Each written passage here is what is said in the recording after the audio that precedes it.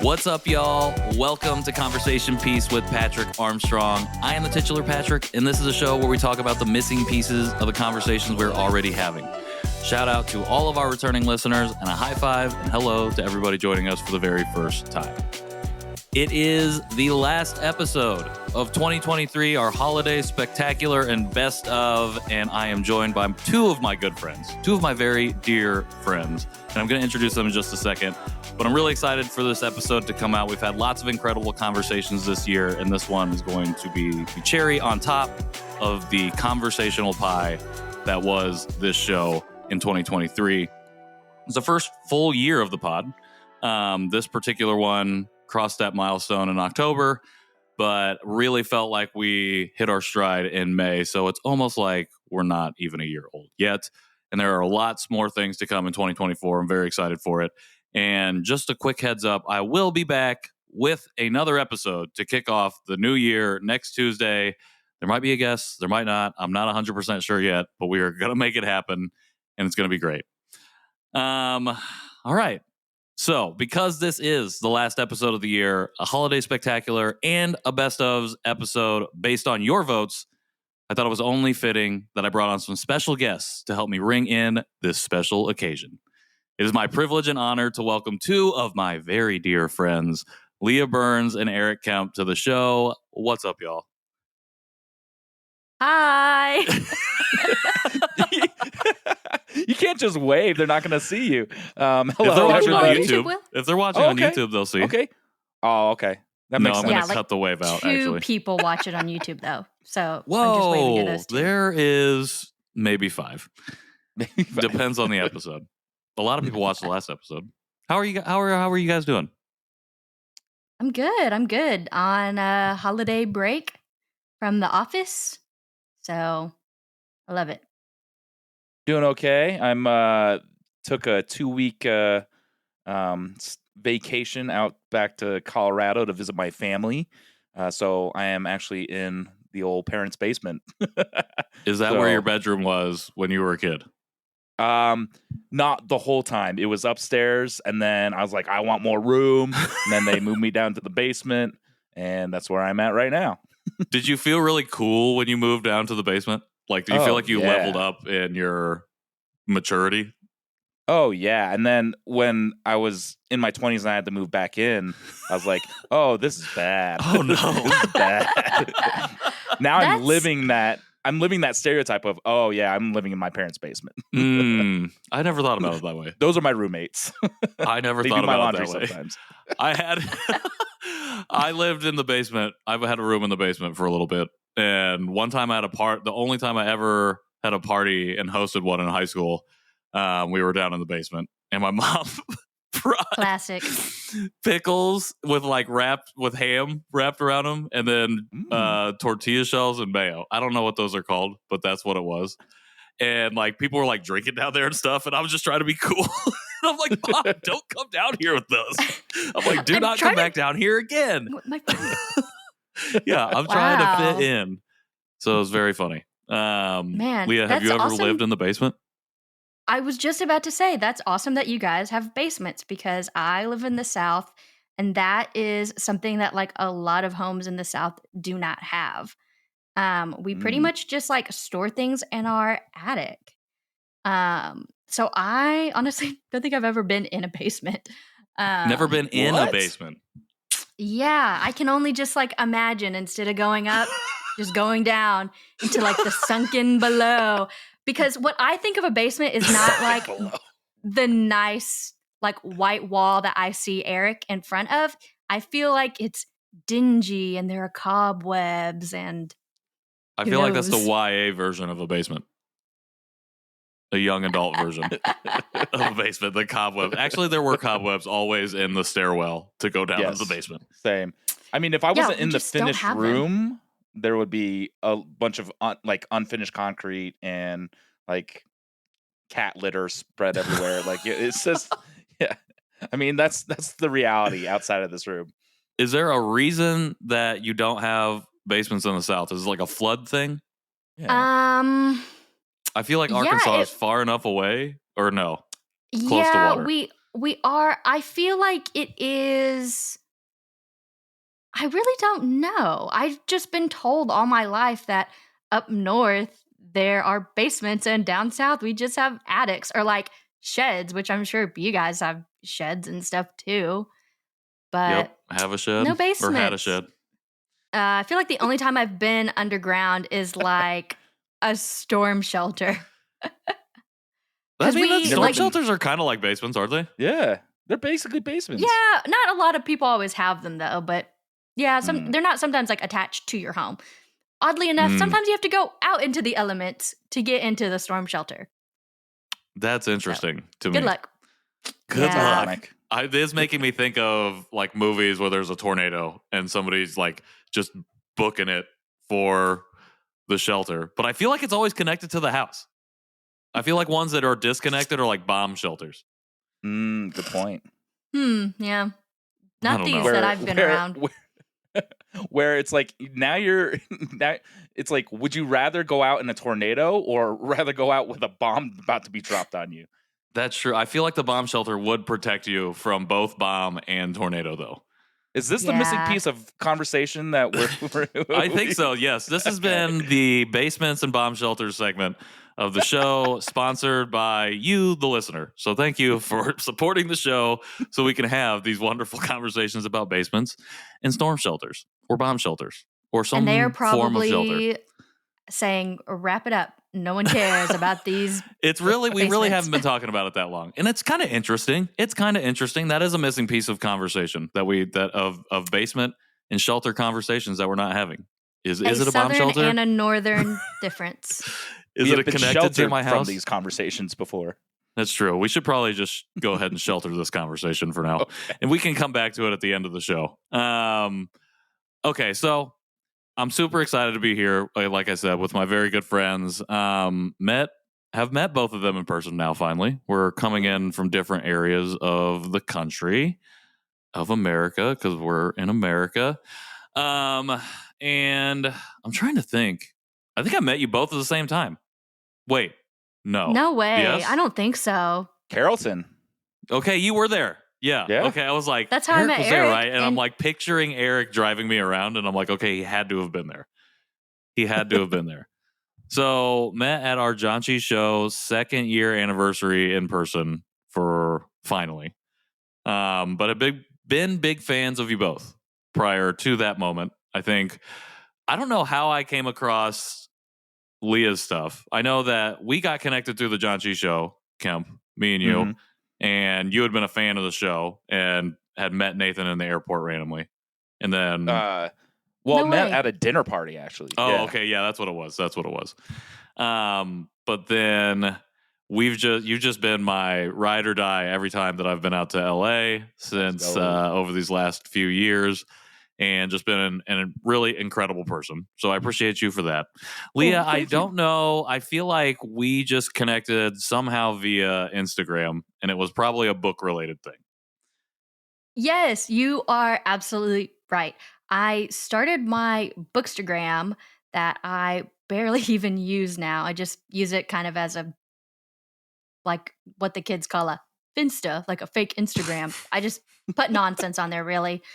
And I think I was like posting about maybe like being an Asian adoptee. Probably. That's probably how you found it. And I remember you being like, oh, I'm a Korean adoptee. Can't wait to follow along on your readings. And because that's how I imagined what your voice was, because I'd never listened to the podcast prior. Yeah. And so then I creeped on your Instagram and was like, who is this guy? And then saw that you had a podcast, and I listened to like maybe an episode or two, and I was like, well, that's cool. And then I didn't listen to any other episodes. Nice. That was that in true fashion. And then I guess we just started like befriending each other as you do on the internet. Yeah. And you guys said that y'all were coming to Dallas. And I said, I barely know this man. I don't really know KJ or Nathan either. I'm going to show up and it'll be great. And it was not weird at all. And I had such a great time. And it was like it was probably one of the most extroverted things I've ever done. And you it was met great. us at the same time I had met Erik, I believe, in that dinner at the bar or the fried chicken spot. Yes, you just Erik had just come rolled in. up. Yeah. Yeah. Patrick and I met in the parking lot of the hotel that everyone was staying at. And I was like, oh my gosh, that's the guy who I've been chatting with and in the parking lot. And that was there that. It was. Were you glad that like the face matched the picture on Instagram? Like you weren't like getting catfished by some podcaster? No, I had like maybe out in Dallas, we're doing a podcast. Well, so yeah, after I told a lot of my friends like what I was doing, they were like, you're doing what? With who? And you've never met them? And I said, yeah, but don't worry. I've like done my due diligence because I grew up in the age where all of like the teachers and the parents in your lives are like, don't trust anyone on the internet. Don't give them out your first name. Don't give them out your middle name. Don't give them out your last name. But they're great guys. They are who they are off the pod as they are on the pod. So it worked out. And I appreciate that. Yeah, of course. And even if like they were weirdos, I had a backup. I was just gonna dip. But it didn't just a casual 8-hour drive back to Arkansas, right? Or however long it took. It was like 5. That's not too bad, but it is a lot. Yeah. A lot for a few strangers. That's for sure. Yes, but we appreciate it. I did the research, so you guys were not.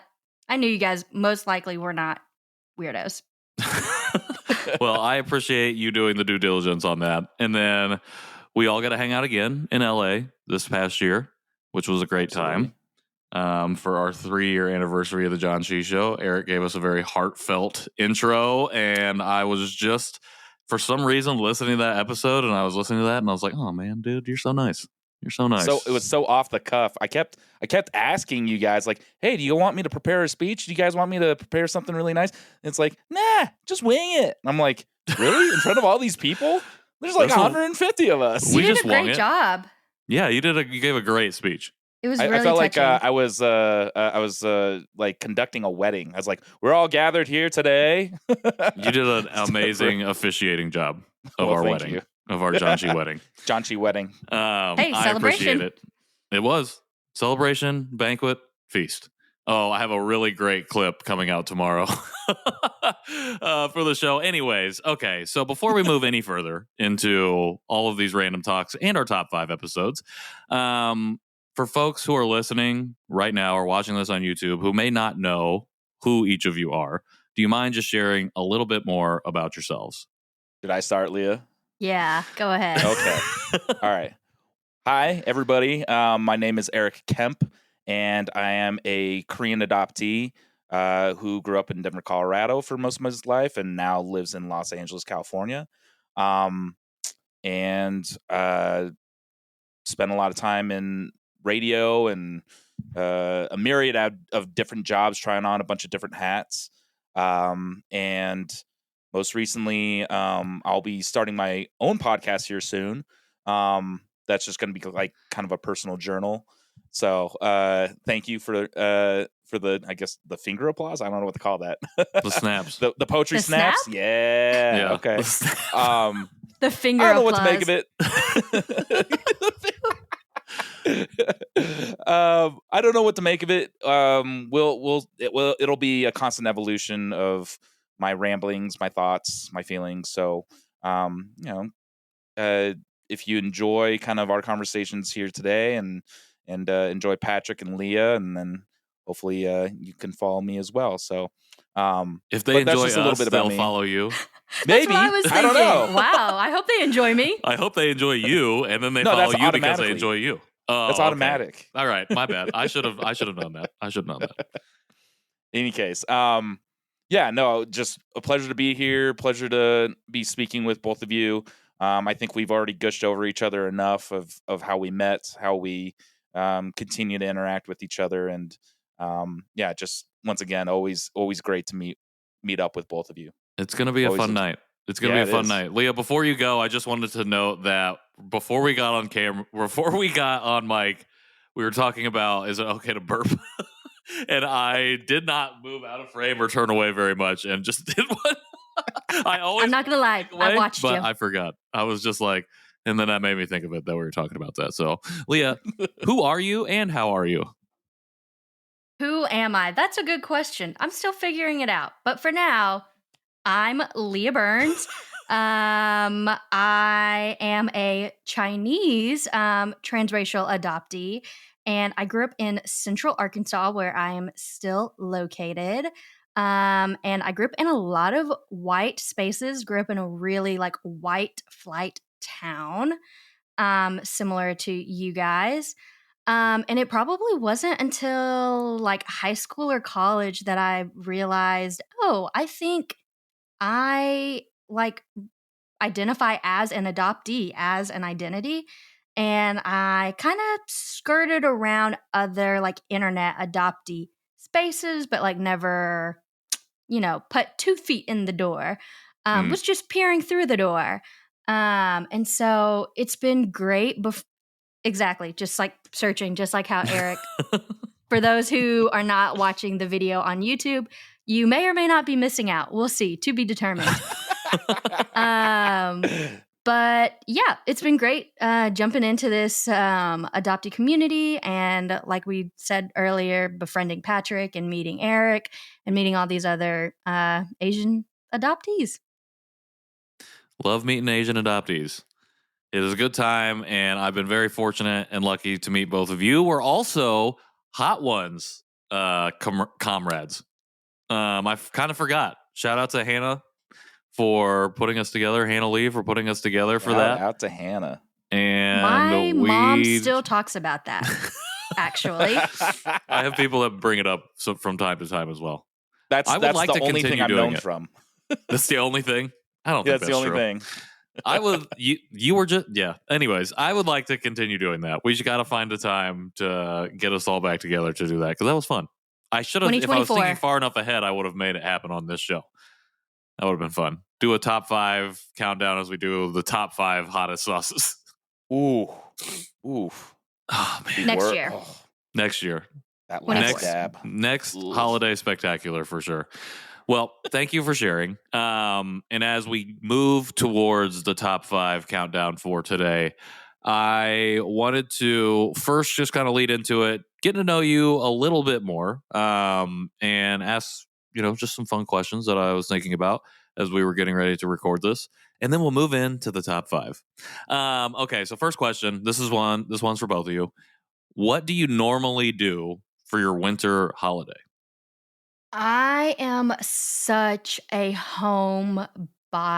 So if I can be rotting on the couch or in my bed, I am doing it. Did you say rotting? Mm-hmm. Yeah. Okay. Just just sitting there, becoming rotten. Yeah. The act basically, of becoming rotten. Okay. Yes. To rot. Not being productive at all. Ignoring all of the responsibilities that I can. And then, of course, spending time with my mom because it's the holidays. But other than that, homebody as much as possible. I like it. So RIB for you then. Rotting in bed for you. The old RIB. RIB. Rib. What's Leah doing? She's ribbed. Rotting in bed. Whatever the other BED is. Oh, yeah, that actually does work there. Rotting in bed. It does work. Yeah. I'm a big movie guy, so I always watch all the Christmas movies as much as I can, all the holiday movies. So, which includes Die Hard, by the way. But and speaking of that, I always kind of try to find new ones as well. I'm not big on the Hallmark ones, but in more recent years, one of my favorite is Jimmy O Yang and Nina Dobrev in Love Hard. That was really cute. love. Yeah, it was very cute. It was very cute, and it's something that I just kind of do. I watch, Home Alone, or I'll watch Elf, which actually is an adoptee story when you come to think of it. There's just kind of I've been kind of disenfranchised by the Christmas and the commercialism of it, but the movies still, it's like the movies and the music still kind of get to me. So I guess I'm still a sucker in that regard. But much like Leah, I spend time with family. I'm not, despite living in Colorado nearly my entire life, I don't go skiing or snowboarding. I didn't have that luxury. But yeah, it's mostly just watching movies and holiday specials. Movie that you have to have on every year that you make sure you can't miss. Oh, it's a Wonderful Life, no doubt. Not what I thought you were going to say. That Not actually, me either. though, that does make sense. That you are like a kind of a Life. classics guy. Mm-hmm. Like, that's your jam. It is my jam. I love it. Jimmy Stewart. You just don't. Nice. I'm not gonna do a Jimmy Stewart impression. You wanted to so bad. Yeah, you wanted to so bad. He can edit it out if you don't like it in the end. Yes. Mr. Potter, you can't do that to the nice people of Bedford Falls. How dare you? Zuzu's pedals. That wasn't bad. Yeah, thanks. That wasn't bad. Erik, what is the best movie that you've seen this year? Ooh, this year? Gosh, I mean, that's so tough. That's such a tough question. I don't know, because I've seen a bunch. Patrick, do you have one off the cuff? So it's not a movie, but it's a series on HBO or on Max that came out this year. It's called Scavenger's Reign. It's like an animated series, out of this world, like sci-fi series, sci-fi horror kind of. I was just randomly stumbled across it when I was looking for something to watch one night and just binged the whole thing. It was really fantastic. Have you guys seen Blue Eye Samurai on Netflix? That is on my list to watch. Yeah. Dude, it's got everything that I absolutely hate and cannot stand. But boy, I binged it. Sorry to the audio. You're good. Wait, what do you hate watched and cannot it, you guys? I don't really like violence. I don't really like sexualization of women. I don't really like when there's like prostitution involved, even though it unfortunately fit the time and the setting of the story. What else do I not like? Those are like the top 3 that I don't really like, but oh my goodness, it was so freaking compelling. I watched most of it in one night, and maybe there are like 6 episodes or so. So that was like 6 hours, which I guess isn't really a big deal because people binge watch all the time. But for it to be a subject matter that I usually am not interested in, it was just so good, I thought. So would recommend. I like it. I'm here for it. What a great pitch, right? That was a good pitch. That's actually a great pitch, yeah. Yeah, I'm excited to watch it now. Okay. So your new favorite musical artist of 2023. Somebody that you discovered or came across this year. They don't have to have just come out this year. Ooh. So as I was getting into, because I remember you were talking about K-pop on the Janchi show and how it's been a very difficult point of entry to find be resonating with that. And I'm not saying that because we're Korean we have to like K-pop all of a sudden because it's super popular, but I had to find my entry point, and so I started looking into more of Korean indie music. And then I got into a little bit more of folk music, and there's this band called Lee Nalchi, which does traditional Korean folktale storytelling and singing with that really folksy vibrato that's kind of off pitch, but then they layer it over some really kind of funky indie rock vibes, and I dig the hell out of it. It's great. So if you're ever in a weird mood and you want to listen to some weird music, put on some Lee Nalchi. Lee Nalchi. Yeah, Lee Nalchi. All right, I'm going to have to check that out. I like the sound of that. What about you, funky, Leah? I love it. Well, I really wanted to say Taylor Swift. I know. That's why I said I kept it to that you discovered this year.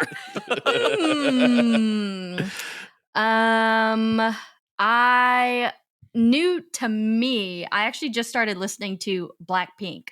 While Erik was talking about K-pop. Even though they've like been around, obviously, I just have not really like been into K-pop. But I really went hard. They were like my second or third like top artist on Spotify. And then Patrick actually introduced me to Leon Lawrence, who I believe is a Chinese English singer.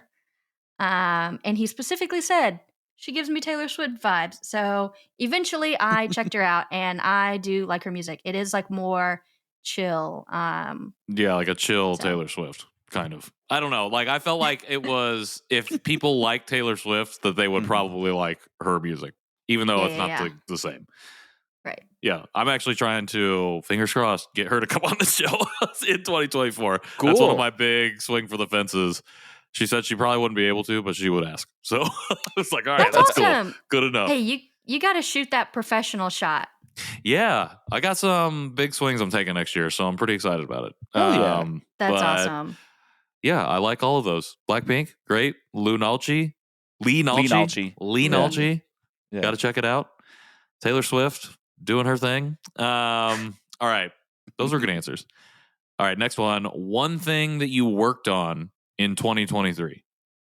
I think I worked on, and actually you guys talked about it. You actually talked about it on Conversation Piece with one of your guests. I'm actually spacing the name right now, but being encouragement.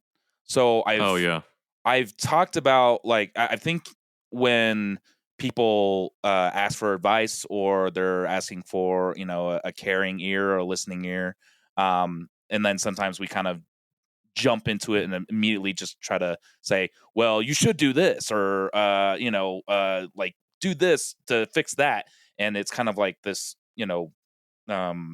knee-jerk reaction to what they're doing. And instead I've taken a step back to really say, well, I encourage you to kind of do this, rather than like have it be such a forceful type of interaction. It's more just an encouragement. And so it's a lot more diplomatic, I thought, in that kind of language and rhetoric. So that's something that I've been actively doing, is trying to be more encouraging, rather than telling or doing, or forcefully telling somebody to do something.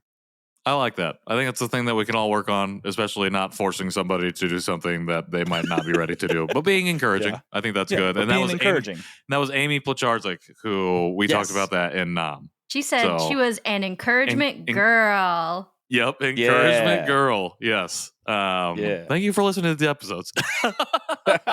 That's what this tells me. I have two. I knew I had the two right people on for this. Should have not said that. What about you, Leah? One thing that you've worked on, or you were working on in 2024?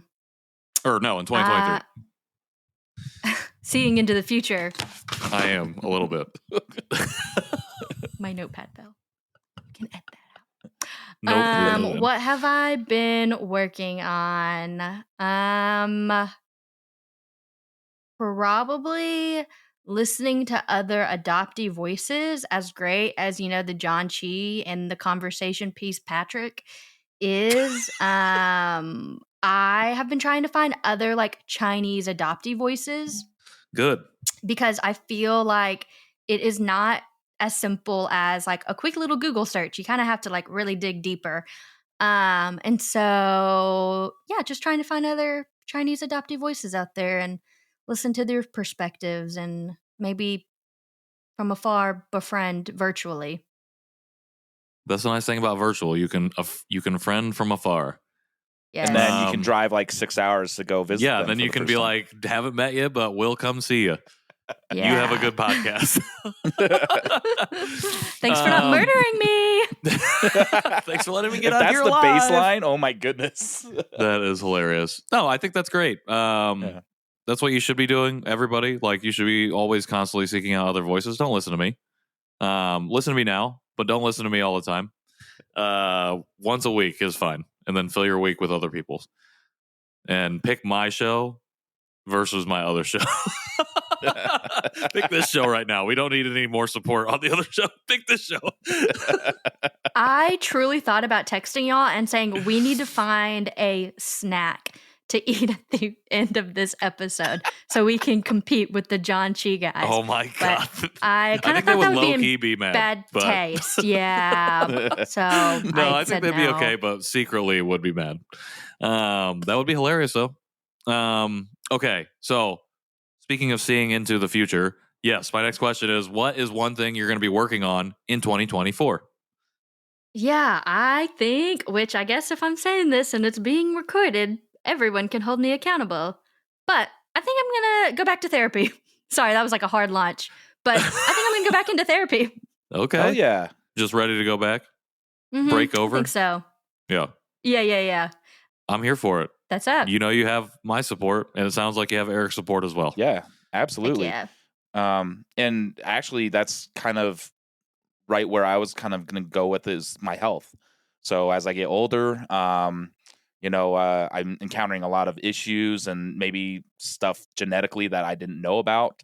I got to just take care of that. So health being number one, especially as I'm getting older, and my body's just not what it used to be. So, yeah, definitely health. I'm here for it. I'm also focused on my health, continuing mental health, and also my physical health. And I got to do it in 2 months because then I'm going to have a baby and I need to focus on their health and not my own health. So absolutely, yeah. Yay, I should have started much sooner. You got to take care of yourself before you can take care of that baby. So that's true. I'm going to be like, baby, I don't have time for your cries. I got to eat better. I got to go shoot some hoops, okay? Go Daddy got a ball. Daddy got a ball. Now we know that is not the kind of partner Patrick is. Yeah, I totally Emily will needs just leave help. my shoes on the side, but we'll take care of the baby. Will not put my shoes away or my pajamas. We'll take care of baby. Hey, speaking of your child, what books do you have for your kiddo? Oh, great question. I would tell you all of them if we were upstairs and I could easily access the bookshelf. It's like one whole bookshelf of books, which I think is great. Shout out to all the family and people who bought books off of our registry. That's the thing that I contributed to the most was just books. I want as many books. I'm not selecting a single white authored book. I want just as many books as possible because we're going to get all those. I will say that Alicia, one of our supporters here, did send me some pasta. Tiger Boom. No, different Alicia. Sent me a Tiger Boom gift with 2 board books that are like Korean teaching because Katie is a Korean adoptee. So I really appreciated that gift. So I'm excited to have those. That's But yeah, we got a whole slew of stuff, which I'm really excited about. That's awesome. Yeah, well, I wish I could say. I was selfishly asking so I knew what book to purchase for your child because I don't want to purchase a book you already have. Yeah. Well, even if that happens, I won't tell you, and then I'll gift it to a friend who has a baby who needs that book. Very thoughtful. Because I'll keep yours, and then I'll gift the one that we got originally. Re-gifting baby books. That's a thing. I'm not going to lie. Whenever I gift a baby book to a baby, I literally write in that book so those parents will not regift it. Nice. That's actually really smart. That is to smart. be honest. That's great. I wonder how many re-gifted books have just a cutout section in the first I don't want to think about it. All right. Well, here's to our continued and ongoing health journeys in 2024. I'm proud to be on it with you both. It's going to be good. It's going to be good for all of us. And to wrap up this little portion, I have one individual question for each of you. Oof. So I'm going to start with Leah. Leah, what is the most impactful book you read in 2023? Oh, this year. Gosh, I actually only read 32 books this year. And I can't even think. Oh, sorry. Only. I should have looked at my list. I should have known you were going to ask. I read half of You Should Be Grateful by Angela Tucker. And it was the half that I did read. Oops, because I'm a mood reader. Was so good. And I just love reading adoptee authored books because it's just so validating. And even though you get all of the validation from all of these other adoptees, like when you go out and seek it out, it's just still, it just kind of feels like the first time. And you're like, wow, someone else understands what it's like. Yeah. So for now, I would say You Should Be Grateful. I love that. That's a great answer. Shout out Angela Tucker. Great book. Go get it at your local bookstore if you can. And thank you for that answer. All right, Erik. It took me a minute to think of, I had like multiple different questions for you. But in light of even today's news, I'm definitely going to ask you this question. It was specifically about Shohei Ohtani signing with the Dodgers. However, we've just found out today that his Japanese teammate, his Yoshinobu Team Japan, Yamamoto, yes, just signed with the Dodgers as well. So my question was originally, will Shohei succeed with the Dodgers, as in win a World Series? But now I want to ask, do you think the Dodgers are going to win the World Series in 2024? In 2024, if they don't win the World Series, that is going to be an utter disappointment. You just spent $1 billion between two players, and one of which deferred $680 million of those dollars, to the later part of his career. Which, I mean, gosh, let the next ownership figure that out. But honestly, I think they got a tough road ahead of them. Granted, Juan Soto went to the Yankees, so the division in the NL West is going to be a little bit, less competitive. I mean, you can steamroll over the Rockies, my Rockies. The Diamondbacks have a nice young squad. The Giants actually just signed a Korean baseball player, the best KBO hitter that we've seen, it was like $180 million. But the Giants versus Dodgers is always kind of like a 50-50 throughout the season. I know Leah's just enjoying all this sports talk. But honestly, I do think the Dodgers win the World Series, and actually I think they win multiple, so long as they can keep bringing in the talent, and Andrew Friedman's done a wonderful job in assembling this team. Now it's up to Dave Roberts to manage the ongoing pressure of fulfilling that destiny of winning the World Series. I can 100% I second everything he says. Yes. See, but I would third it, and only because you sound like a person who knows what they're talking about in your sports radio voice. So I hear you on the radio right now or on ESPN talking, and I'm like, yes, I agree with him.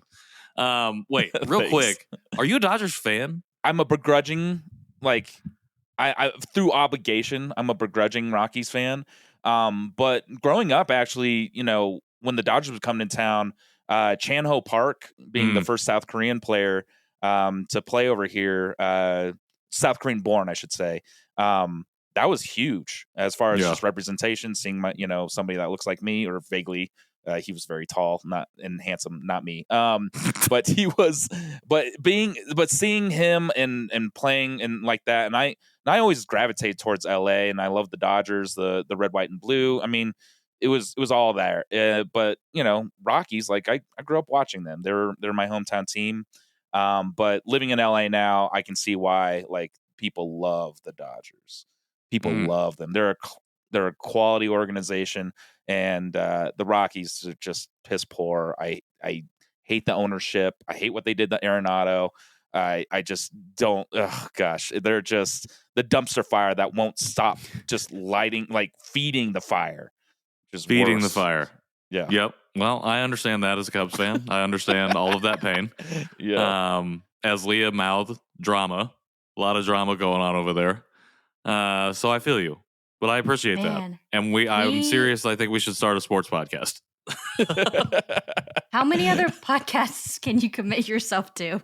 Well, I got one coming out next year, so 3 at least, with one that I'm editing this into existence. 4, so technically, it's Looky a lot. There, man. Well, actually, I do have 3 already because I also do Conversation Notes, which is the companion podcast to this show. Comes out on Wednesdays, right? Comes out on Wednesdays, but this last week's was the last one because this just came out on Wednesday. This is Wednesday right now. So, woo. Hump day. All right. We're on a hump day going over the hump from 23 to 24. Actually, yeah, no, wait, that's right. That's coming up this weekend. Well, thank you for participating in my section titled LB plus EK questions. That's what the title of the segment. LB plus EK questions equals great answers and fun. Sexiest title ever. That's how that equation works. So thank you for sharing. Thank you. I'm going to do some cheers right here. And now we're going to move on because I feel like our audience has a good feel for who you are, both of you as individuals, as people. We learned a lot in the last 40 minutes of chatting. We learned about basements. We learned about books. We learned about what we do for the holidays. I'm kind of already forgetting what we talked about at the beginning of those questions because I'm thinking about the basements now. I'm back to the basements, but we're not going to go back to the basements yet. We're going to go into the top 5. Charge. I'm not going to put any of these sound effects in. I'm going to find different ones, I think. But all right, everyone, we have reached the climactic top 5 portion of this episode. Shout out to everybody who has listened throughout the year. Thank you to everybody who voted. It was a close race for the top 5. So without further ado, we are going to dive in and talk about the top 5 episodes that you, the listeners, have chosen for your favorites of 2023. Starting off with the 5th best episode as voted on by you, the listeners, for 2023. And that episode is Lucy Sheen from September 18th as part of the BIPOC Adoptee Conversation series. And I thought I really liked it. I was really happy that this one made it because I felt like this was the one that got the least amount of love when the series came out. And personally, it was my favorite conversation out of all the really incredible conversations I had with that series. This was the one that I walked away with, like, just, I don't know, just it was the one that was really impacted me, I felt like, the most, as much as everyone's had impacted me. And so I was glad to see this one make it on here. Again, that came out September 18th, so not too long ago. The BIPOC Adoptee series was the most listened to series of any of the ones that I ran this year. Nice. And it also led into a live event that I did in Portland with BIPOC adoptees where I did my Conversation Piece workshop for the first time. So shout out to BIPOC adoptees. Shout out to Liana and her whole team over there. And shout out to the listeners for voting this one in. Y'all, I want to hear your thoughts and takeaways from this episode. What did you think about this particular episode, either when you first heard it or if you've heard it on multiple viewings? Heard it on multiple viewings. Listen to it multiple times. I'll start since I already kind of cut in. I thought this was one of the more intriguing ones, and of course I'm biased being a BIPOC adoptee myself. And I thought the novelty, and I think why people voted, and I'm glad that they voted, but I think one of the novelty was that it, she came from a British background or a British kind of upbringing, but it still was a very Western experience. And so to have that kind of familiarity of the Western, the culturally and societal Western perspective, but coming from across the pond, I thought that was just so oddly refreshing and very intriguing. I love what she was talking about. Sorry, I got a frog in my throat. I love what she was talking about when, especially as an older adoptee, not to, be ageist. It's just more, it's really refreshing when she was talking as an older adoptee saying, hey, we are past the stage of keep your head down and not making a fuss. I've been shouting that from the rooftops for the longest time, is that we are in a completely different generation, a completely different zeitgeist, and a completely different wave of where we should be taking these conversations, where we should be headed as a collective adoptee. So I really enjoyed that, hearing that. And then just kind of speaking more on like her as a person, she spoke with such clarity, and she was so pointed with her stance and logic. She covered such a breadth of adoptee issues that in such a relatively short time. So really enjoyed that. And I don't want to take up too much of the time, but yeah, I have more on her talking about media adoptees and media, but I'd like to let Leah kind of share her thoughts on that too. Yeah, I loved how she or both of y'all really talked about who can and who should tell adoptee stories, which is seems like a theme that people have been talking about forever with representation. And you guys even touched on Joyride and Oof.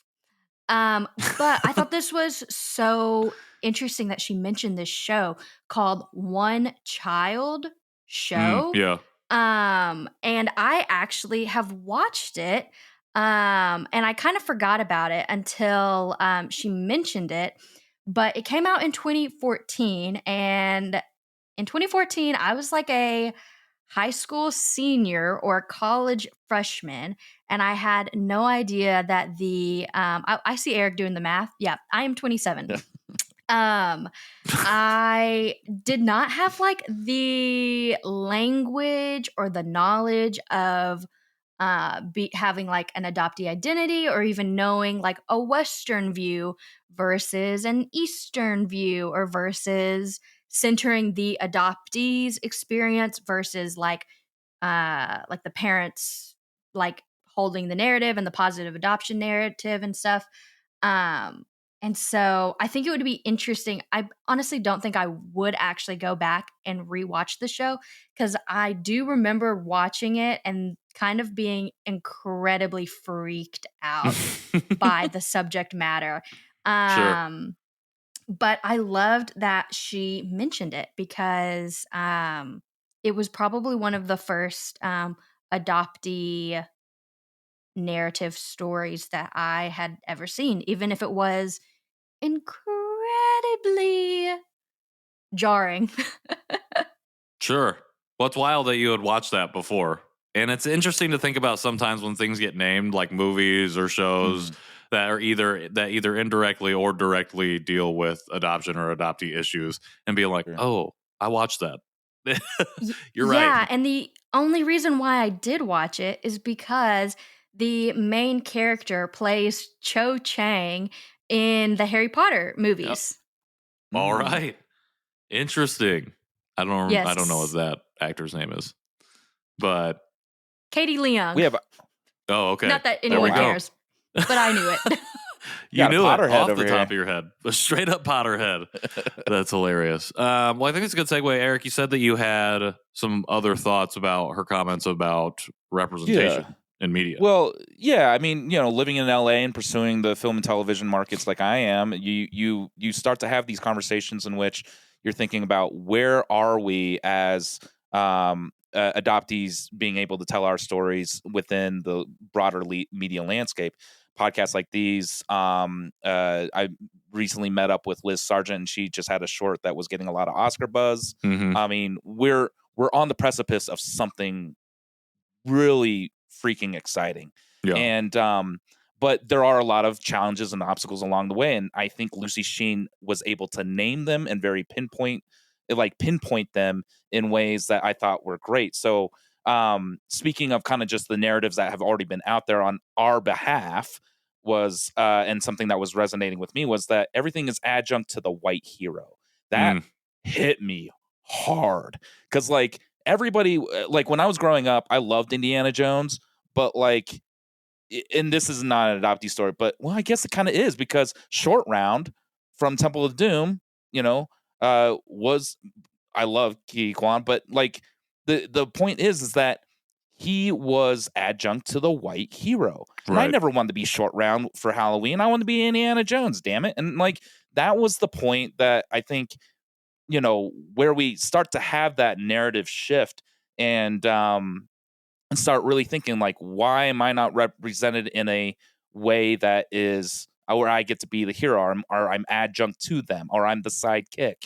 there was a lot of other things like, one of the biggest thing, and it's going to be a ongoing theme, is funding. So follow the money. And she said something really I thought was just spot on, was trying to find funding for the unpopular narratives. I feel like a lot of times we're out here and we're trying to make, she mentioned also, the market feels like we try to make it palatable for the market. It's like, for what market? For the widespread market? Like, sorry that my narrative is not like, parallel to what your experience was for, the whatever the major demographic is. If it's 18 to 35 white males, then sorry that my experience isn't like theirs. And it just feels less like catering, like making it palatable, and more like pandering. So sure. I love that. I love what she was talking about, the subterfuge of adoption and adoption narratives that already exist. I thought that was just, oh my goodness, just I think that was what drew me to that podcast and what stood out for me. A lot of resonance for you in that conversation. Absolutely. I like it. And I think you kind of named a bunch of different things. I think you both did, but any thoughts on why you think the audience might have voted for this particular episode? Because she was so succinct. I feel like Erik said, she is older than us. So I feel like she's had longer time to ruminate and to really say, we are not the adoptees are not the ones who have a seat at the table, who are able to make these movies or get the funding. And then she also talked about, this kind of diverting from the media representation, but she talked about a lot of her feelings of sadness about meeting other adoptees later on in life. And that made me reflect on, I'm probably going to mention this Carrollton weekend 2 years ago many times, but seriously, that was just a very personal, pivotal, kind of just healing moment in my life. And she was talking about how the internet just was not a thing and was not accessible because it was not created yet. And she just felt sad that she had only met these people at that certain point in time in 2018 or 2014 or something like that. And then y'all talked about the community of adoptees, of people saying, oh, wait, but do you know this X, Y, and Z adoptee? And even though the community might be quote unquote small, it's still not everyone knows every other Asian adoptee, basically. I like it. Erik, anything to add? No, I think, I shared my thoughts earlier on, I think the novelty of coming from across the pond, but still having kind of that very unique perspective on things. And it was just really refreshing. Yeah.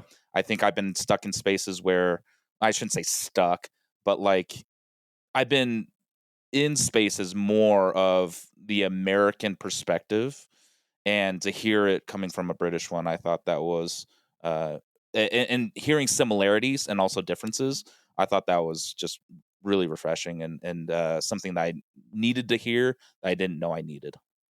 Yeah, I think that's why it was one of my favorite conversations coming out of that series, was just to both of your points. She was really succinct, and also because she's a little bit older than I am, she has this lived experience, a further experience, and particularly working in media, because we were there to talk about representation. I thought was really interesting because it encapsulated a fuller idea of the adoptee as not just being necessarily Asian, but how it kind of extends outward beyond, just one racial or ethnic group, to encompass all of us, and how we kind of can struggle with that. And that, yeah, she just touched on a lot of things that you don't necessarily hear in our conversations from that particular perspective in America versus coming from the UK. So really, really enjoyed that. Thank you for sharing your thoughts there on that episode. Your episode number 5, Lucy Sheen with the BIPOC Adoptee series. Make sure you go check that out. I'll have that linked in the show notes if you want to listen to it. But if you're listening, you probably already listened to it because that's why you voted for it. All right. Coming in at number 4, your number 4 episode for 2023 was Lillian Barkus for our National Adoptee Awareness Month series that came out on November 20th. I forgot to do this last time, but I'm going to read quickly the synopsis of the episode before we dive in. So yeah.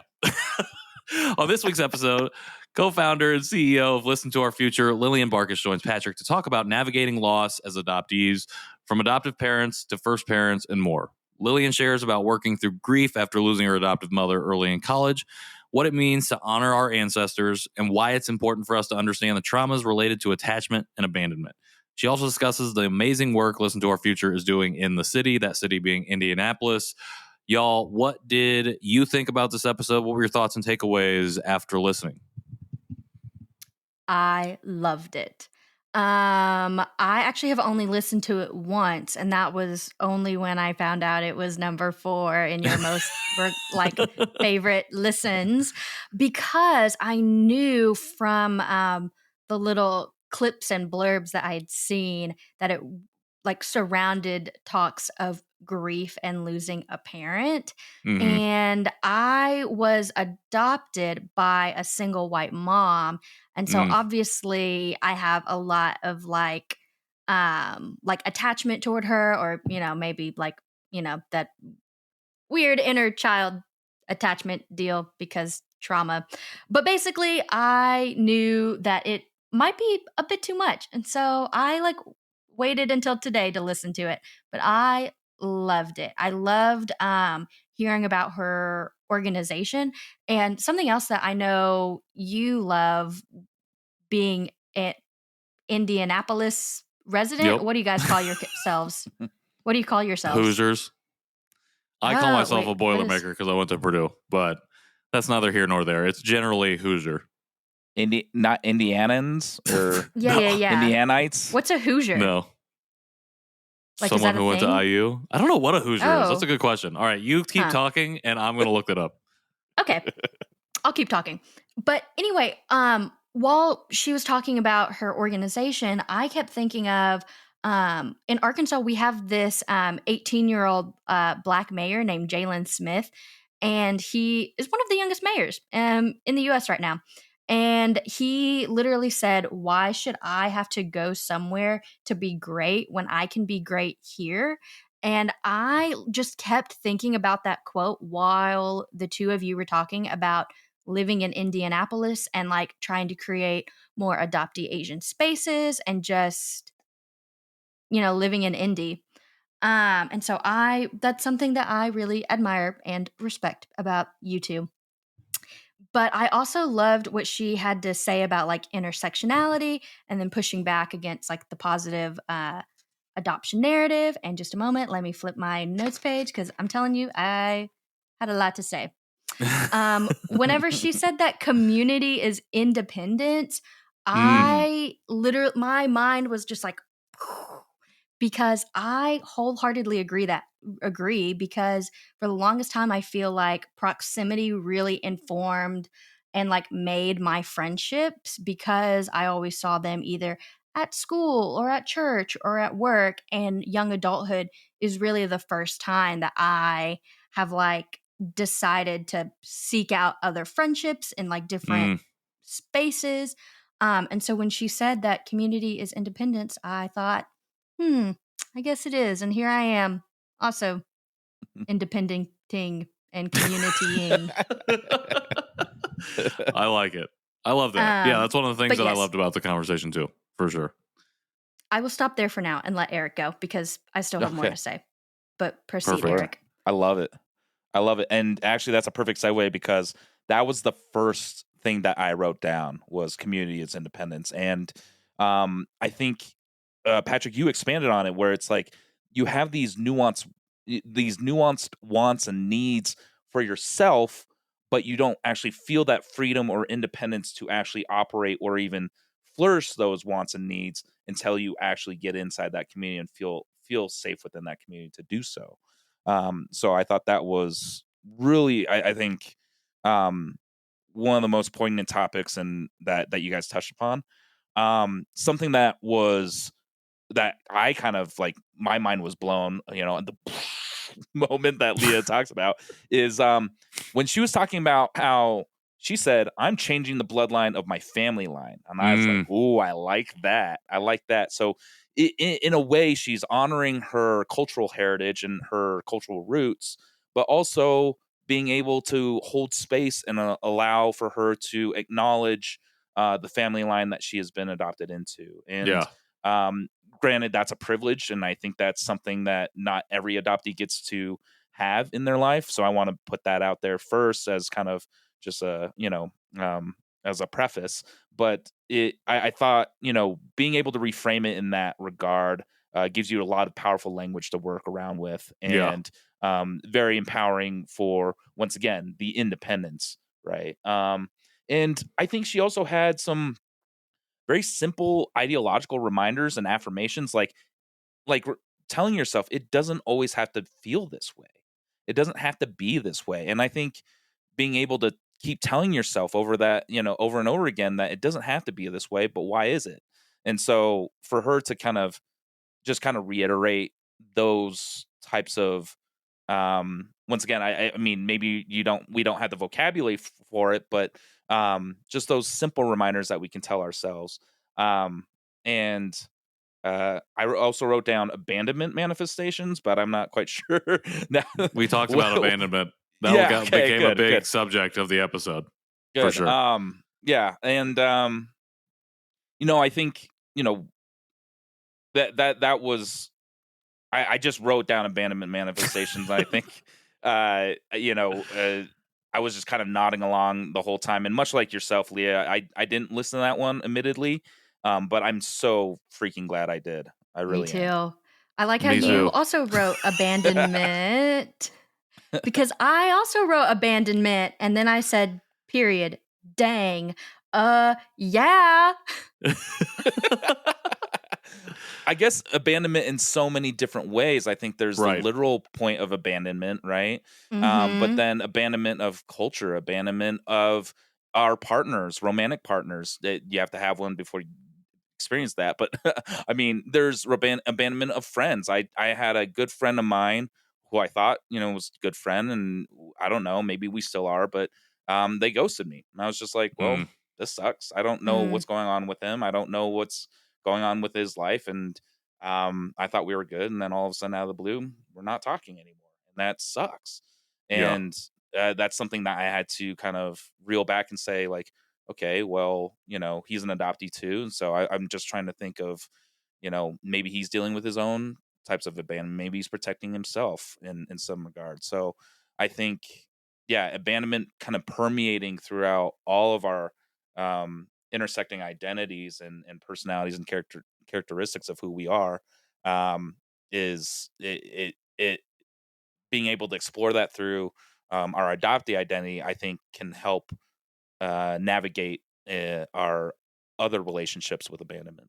Well, it's really rooted in all of our stories, right? And it's sits at the heart of it. And she talks about, in kind of similarly to you, she says, my parents got divorced, abandonment. My mom passed away, abandonment, drawing these parallels to that. And where some people feel grief in a different way and maybe come upon or stumble upon abandonment as they grieve someone who passes, especially unexpectedly. I think we have already been dealing with it. It becomes compounding as opposed to just a new discovery. I think she said that she wishes her mom would have put her in therapy from the get-go. And same though.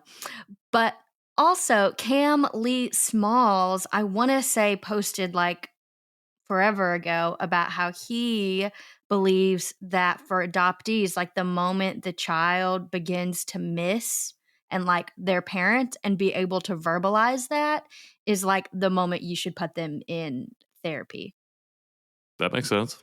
And I was also thinking, wow, wish that was me, but it wasn't. Instead, I just had unspoken like stomach ache and couldn't verbalize, why do I feel this in my tummy? Why am I feeling this intense, deep-pitted pain? Yes. Yeah. But, I think why people voted was just that very unique family dynamic that she had, right? Mom passed away at 22, divorced in 3rd grade. I mean, that unique family dynamic, I think, was very interesting to hear. And I think something that we don't hear too often within adoptee narratives. So I'm glad that she was able to share that story. And, I also love that she indirectly kind of admits that her journey and story is still a work in progress. Like we are still unfinished in what it is that we're trying to do out here in our work. And so, being incredibly self-aware, I thought she was also, and this is kind of more maybe aesthetic thing, but she was super relatable and like not even in an adoptee kind of way. So like, as she was just talking about her life, I thought she was just super relatable. And then, what I loved too is that she kind of turned it around on you as she asked you a question. What's your biggest fear?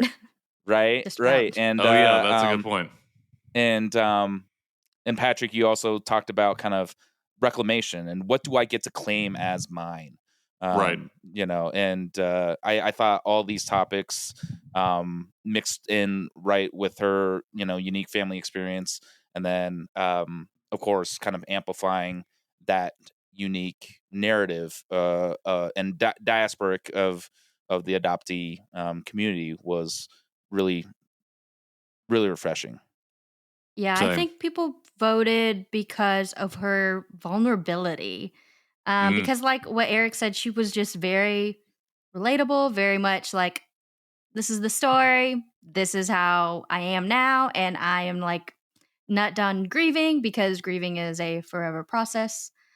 And also, just like purely biased, she's also, I'm pretty sure, a Chinese adoptee, right? She is. And she said that you two met because of an Atlanta spa shooting vigil, I believe so. Yeah, it was like an Asian American visual for the Asian American community.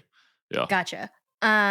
Yeah, and that was such a wild time in, I'm sure, your guys' lives too, but especially for me being an Asian American woman and not quite even having like fully immersed myself, I guess, into the community. So it was real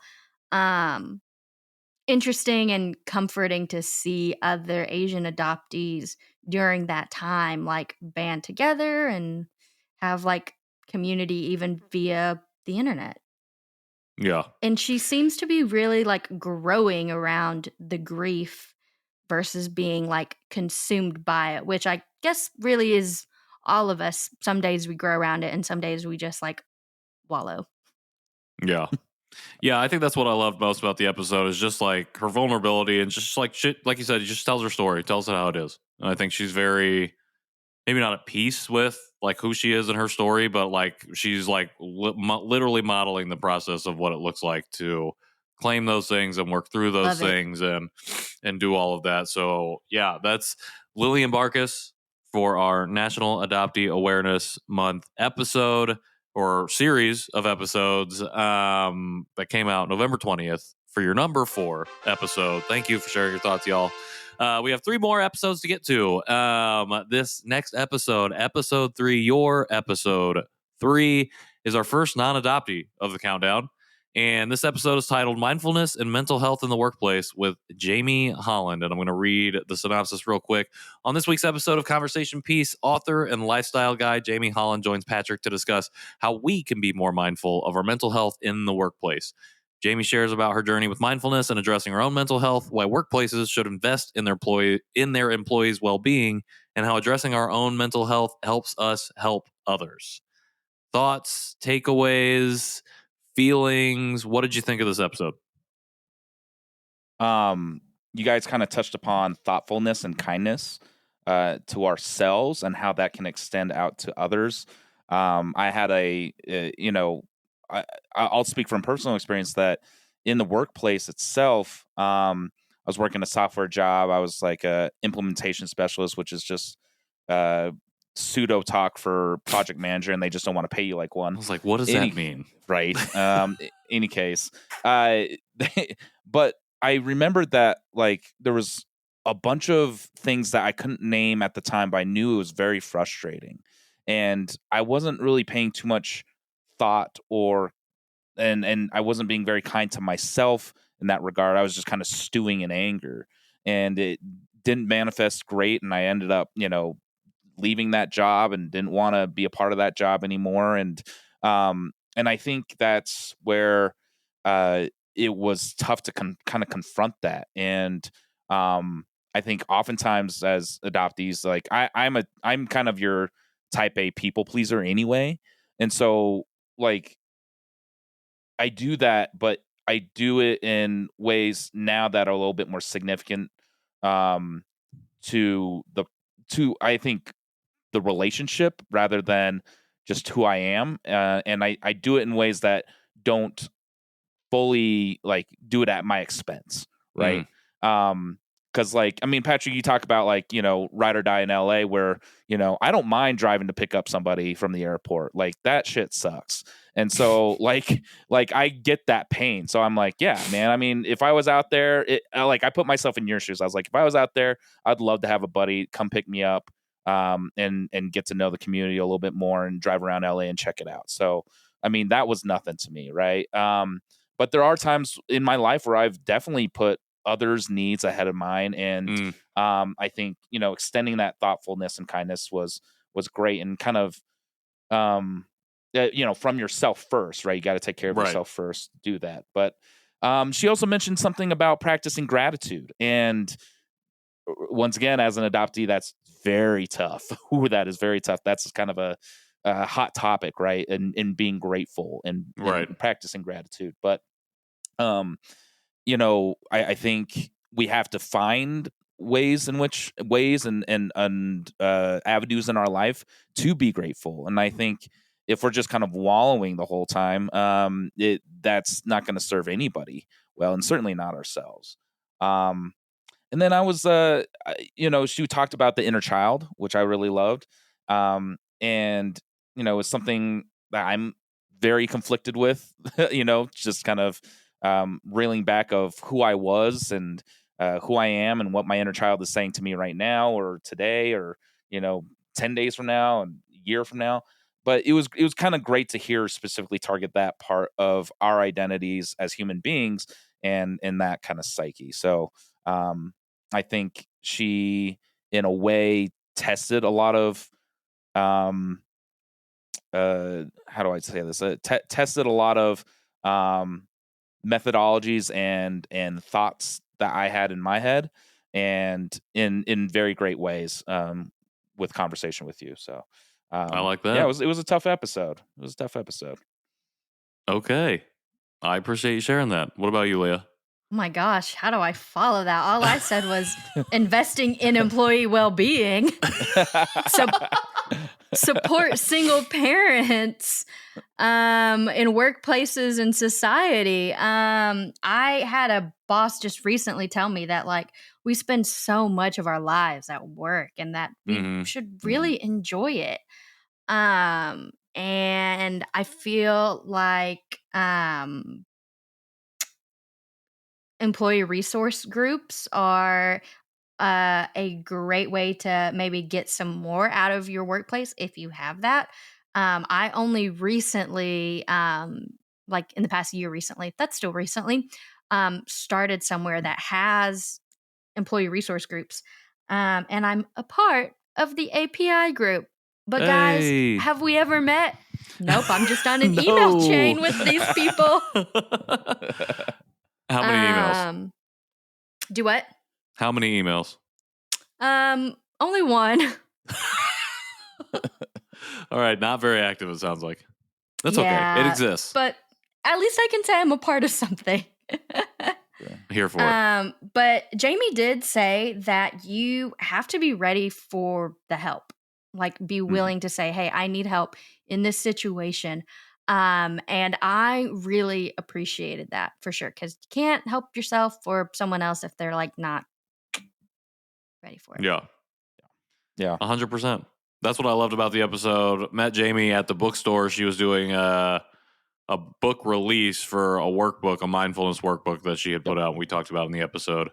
But I felt like that's what I took away a lot of was this idea of being able to take care of yourself first and knowing that that's okay. And then also kind of what you were talking about, Erik, like the idea of gratitude not being like divorcing my adoptee feelings with it, thinking about gratitude and like the other areas of my life that it can be and exist, and knowing that it's not invalidating, any other feelings that I have towards gratitude because I was adopted and because of stuff that happened because of that. That still all exists and lives in my body and my mind and my brain.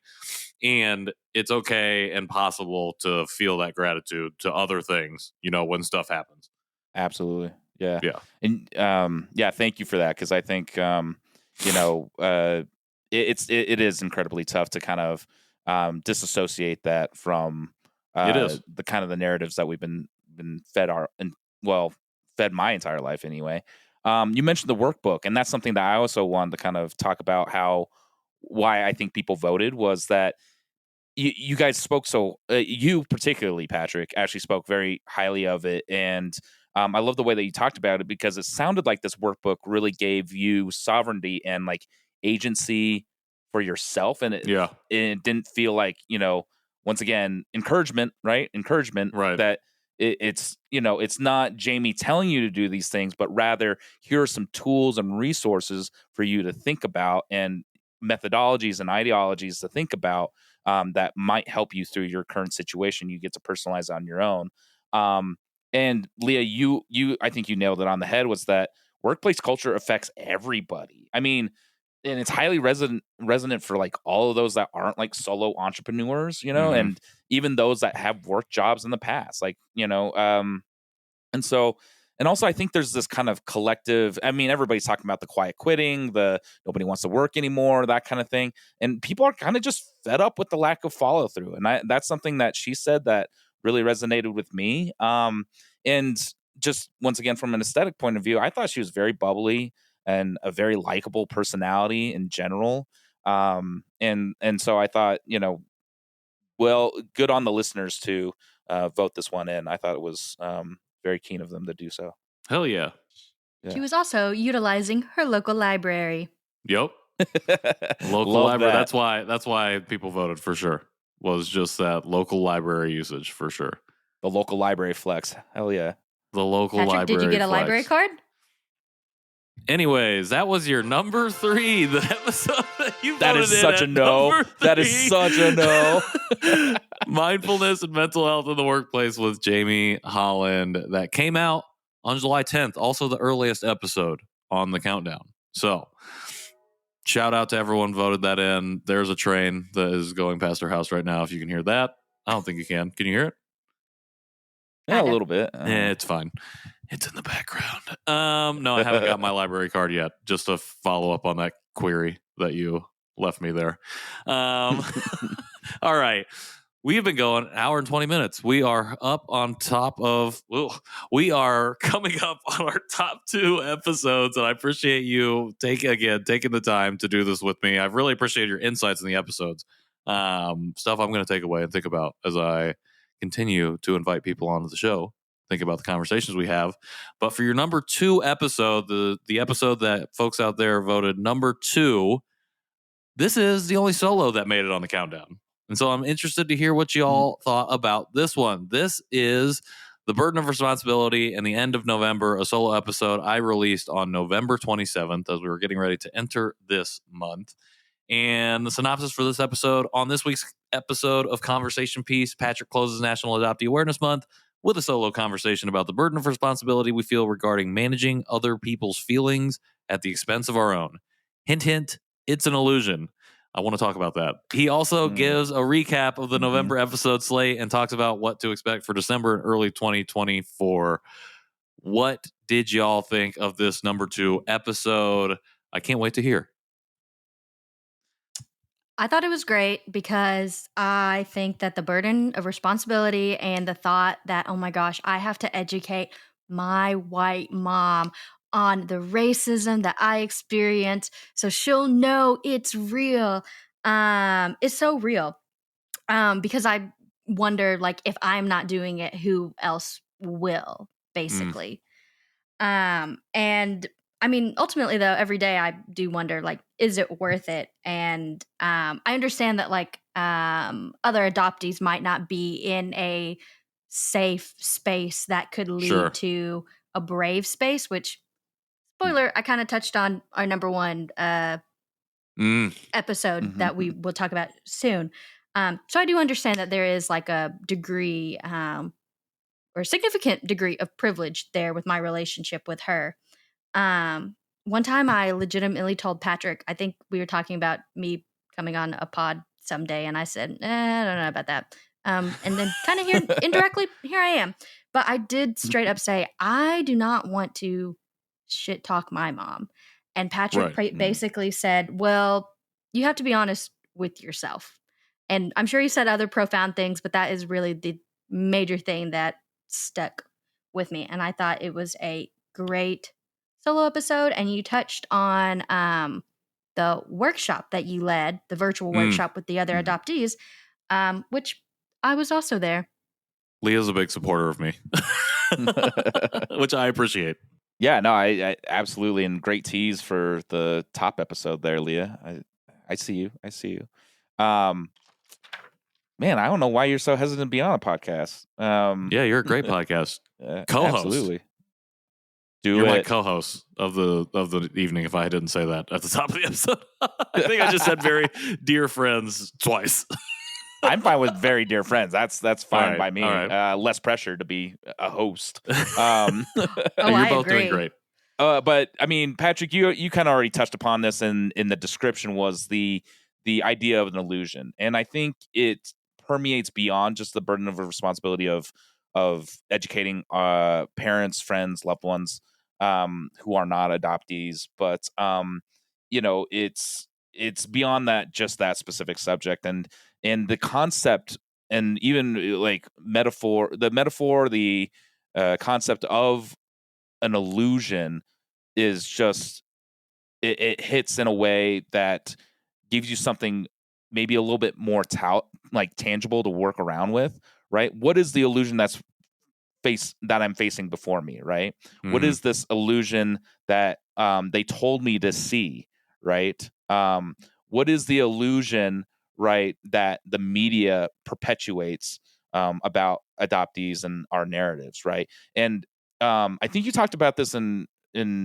a different podcast. Actually, I think it was one of the top 5 because it's pretty fresh on my mind. Is that are we forcing our way through that illusion? Are we accepting that illusion for what it is and coming to terms with that and coming to grips with that illusion, right? And just accepting it for what it is. Are we breaking through? Are we like dismantling this illusion, right? And so whether it be the burden and responsibility of educating, friends and loved ones, is it the illusion of adoption as, as a solution, the one all be all solution to things? Is that, what are we doing about that illusion? So I think the illusions within an adoptee's experience, I thought that's a topic that, dude, you got to explore that one. I mean, that alone, I think, is worthy of a whole podcast series you could do. The reason why I liked it, and I think why other people voted, was that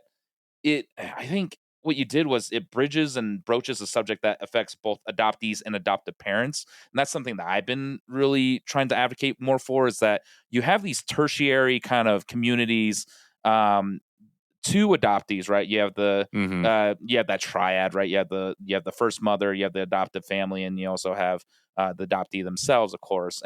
But that we have children of adoptees, right? We have family members of adoptees, we have friends of adoptees, and I feel like these what we're saying for a lot of adoptees, we're getting head nods, right? It's like, oh yeah, I've heard this, or like, yeah, I totally resonate with this.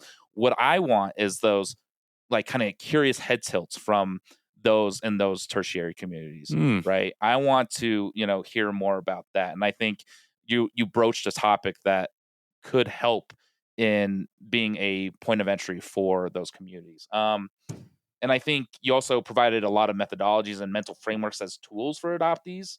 But you did it from like a personal first person perspective, right? You never said like, this is the adoptee thing. This is the universal adoptee. But you framed it in ways that, right?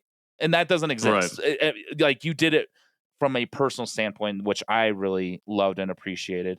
And then also too, dude, I mean, you're coming off the heels of like Murder's Row of amazing combos with adoptees. Like, I mean, November, for people that don't know, is National Adoptee Awareness Month.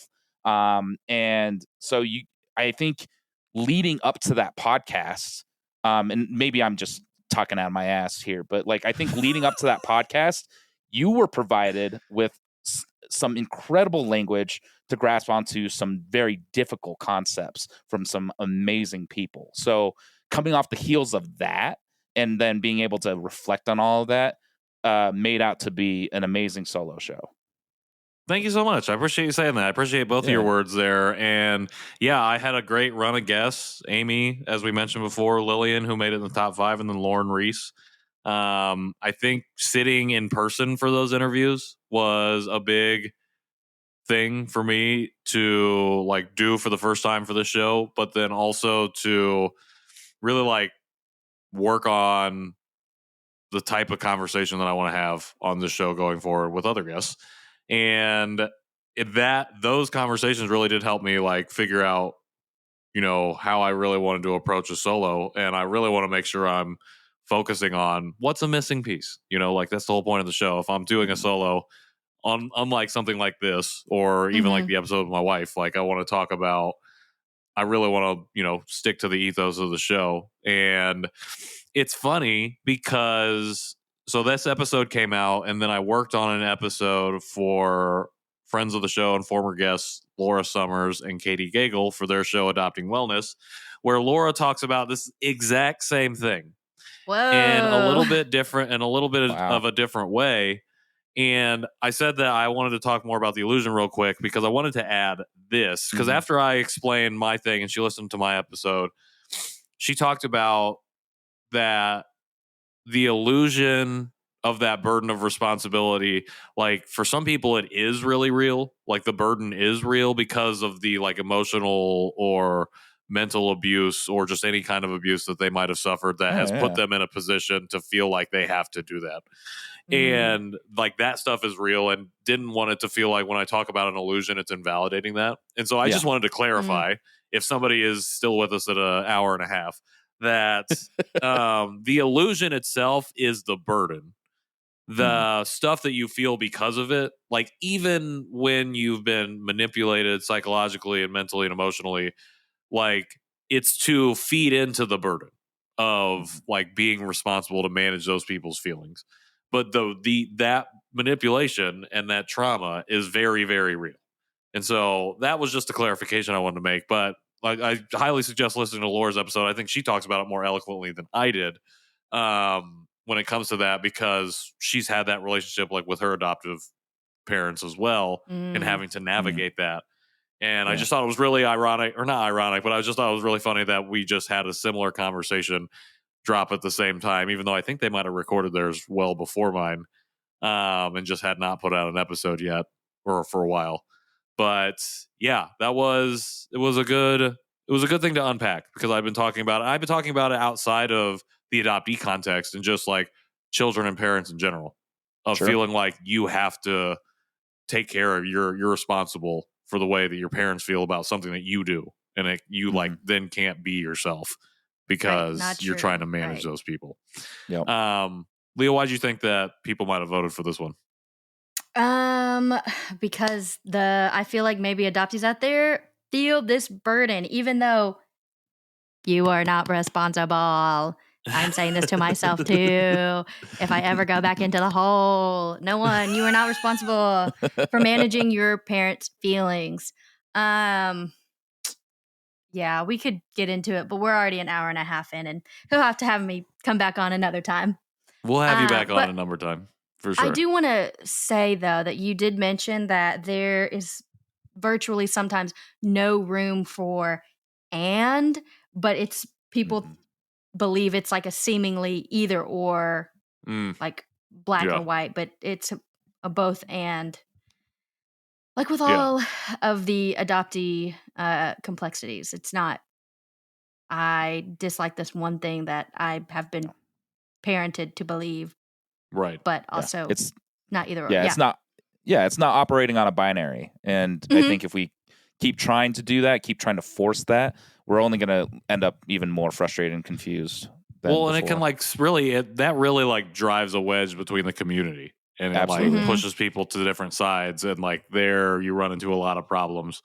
And at the end of the day, like you said in the other episode, or like you said in this episode, like can only speak from my own experience. So even when I give advice, it's like, okay, this is what it worked for me, but that's may not work for you. So exactly, all I can do is speak from that specific experience. But I appreciate your thoughts on that. Definitely things I will take into account as I do further solo episodes. But that is your number 2, the burden of responsibility, and the end of November. And how fitting to be at the end of November as we move to our number 1 episode, as voted on by you, the listeners of Conversation Piece for 2023. It is The Privilege of Storytelling with June Park. You may know him as JS Park 3000 on Instagram. June has been a very good friend of mine for a while now after connecting online and meeting in person a couple times, and really grateful that he would be able to sit down and have this conversation. Quick synopsis. On this week's episode of Conversation Piece, Patrick sits down with June Park to discuss the privilege of telling our stories and being on the receiving end of others. June talks about the roots of his love for storytelling, what he's learned about of the power and privilege of our stories in his role as a hospital chaplain, and how silence can be a powerful tool for uplifting and elevating the stories of other people, particularly folks from historically marginalized communities and identities. They also get into a compliment off. It's a lot of fun. This is your number 1 episode, as voted on by y'all, the listeners. One of my favorite conversations that I was able to have this year on the show. Y'all, what did you think of our number 1 episode? What were your thoughts and takeaways as you listened? Leah, go ahead. Leah's been chomping at the bit. Yeah, you've been chomping at the bit for this one. I admire him so much. So much. So when I saw that he was a guest, I knew that I actually really needed to sit down and listen to it, because often whenever I listen to the John Chi or like any podcast, I will start it and then I will stop it and then forget about it for like months at a time and then have to come back and restart it again. Nice. But this one I actually listened to in its entirety, and then I even came back and re-listened to it like this week or so. And I loved that he said that we want so badly for others to see what we see, because it just made me, even though he is not an adoptee himself, it just made me think about like the adoptee consciousness, or coming out of the fog, or post-apocalyptic, whichever mode you want to, identify with or whatever. Because I know for me, for what seemed like the longest time, I wanted all of these other adoptees in my life to see and feel what I felt regarding the adoptee identity and regarding like stop AAPI hate and everything that was going on. But ultimately some people might not be there or ever get there, and that's okay. That's for each person to go on their own journey. But I loved what he also, the amount of grief that he absorbs on the daily, because he is a hospital chaplain, and yet he still has such a gentle spirit, is I think the ultimate like probably why people like still voted on him, because just he, with the storytelling, he lets us know that we're not alone in like sadness and grief. Yes, it was good. That was a word jumble. I like how I was so confident that I had yes, but it was great. Erik? I'm here for it. I'm here for it too. I guess my initial thoughts and takeaways was, once again, piggybacking off of what Leah's kind of already said, was that he's an incredible speaker and conversationalist. very well spoken. I mean, I think that just kind of comes with the job. But also, how often do you get to hear from a chaplain, a hospital chaplain? Like that's a very unique life experience. Leah, you mentioned kind of like how some quotes were kind of like popping out to you. One for me was storytelling is a way of taking care of each other. I really enjoyed that. And there's and how he talked about there's always more in somebody's story if you just hold that space and be patient in your own silence, and you'll always get more of that story.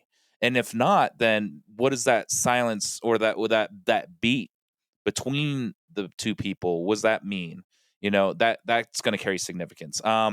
He also mentioned, and this made me actually kind of feel a little bit self-conscious, was that vulnerability is being commodified. And I feel like that's something that I've been thinking a lot about in starting my own podcast and just a personal podcast. It's like, am I commodifying my own vulnerability here?